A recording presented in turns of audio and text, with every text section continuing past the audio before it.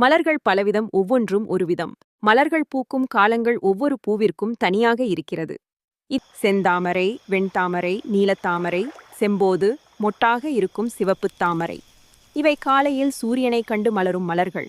ஆம்பல், குவளை, கழுநீர், செவ்வல்லி, வெள்ளாம்பல், செவ்வாம்பல் இவை இரவில் சந்திரனைக் கண்டு மலரும் மலர்கள்.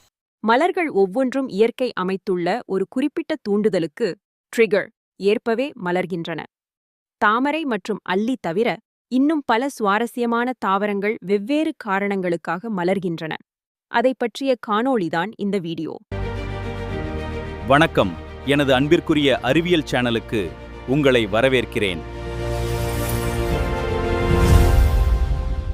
இரவில் ஒளி குறையும் போது மலரும் பூக்கள். அந்தி மந்தாரை 4 o'clock flower எப்போது மலரும்? மாலை நேரத்தின் குளிர்ந்த காற்று மற்றும் சூரிய ஒளி குறையும் மாலை 4 மணி அளவில் மலரும்.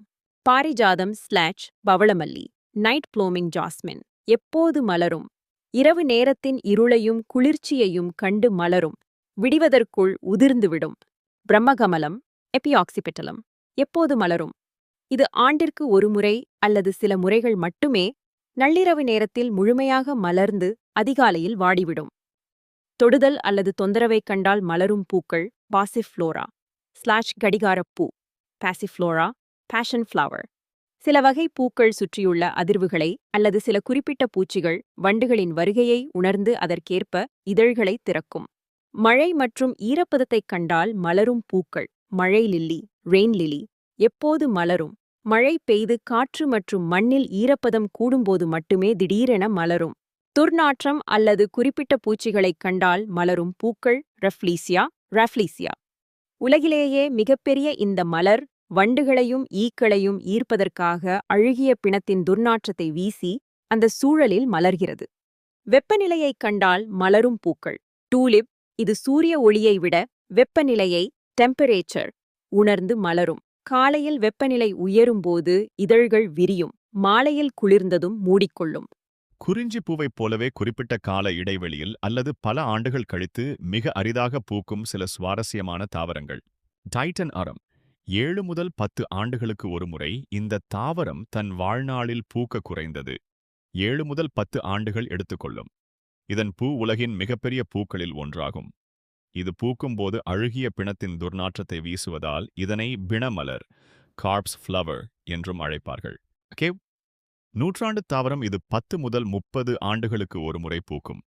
இதன் பெயர் செஞ்சுரி பிளான்ட், நூற்றாண்டு தாவரம் என்றாலும் இது வழக்கமாக 10 முதல் 30 ஆண்டுகளுக்குள் தன் வாழ்நாளில் ஒரே ஒரு முறை மட்டுமே பூக்கும். பூத்த பிறகு தாவரத்தின் ஆற்றல் முழுவதுமாக தீர்ந்து அது மடிந்துவிடும். Monocarpic plant.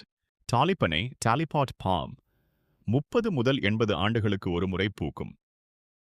தெற்கு ஆசியாவில் காணப்படும் இந்த வகை பனை மரம் 30 முதல் 80 ஆண்டுகள் வரை வளர்ந்து தன் வாழ்நாளின் இறுதியில் உச்சியில் லட்சக்கணக்கான சிறு மலர்களைக் கொண்ட பிரம்மாண்டமான பூக்கொத்தை உருவாக்கும். பூக்கள் காய்ந்து விதைகளானதும் இம்மாபெரும் மரமும் மடிந்துவிடும். மூங்கில் பூ பேம்பு ஃப்ளவர் 40 முதல் 120 ஆண்டுகளுக்கு ஒருமுறை தாவர உலகிலேயே மிக அரிதான நிகழ்வுகளில் ஒன்று மூங்கில் பூப்பதாகும்.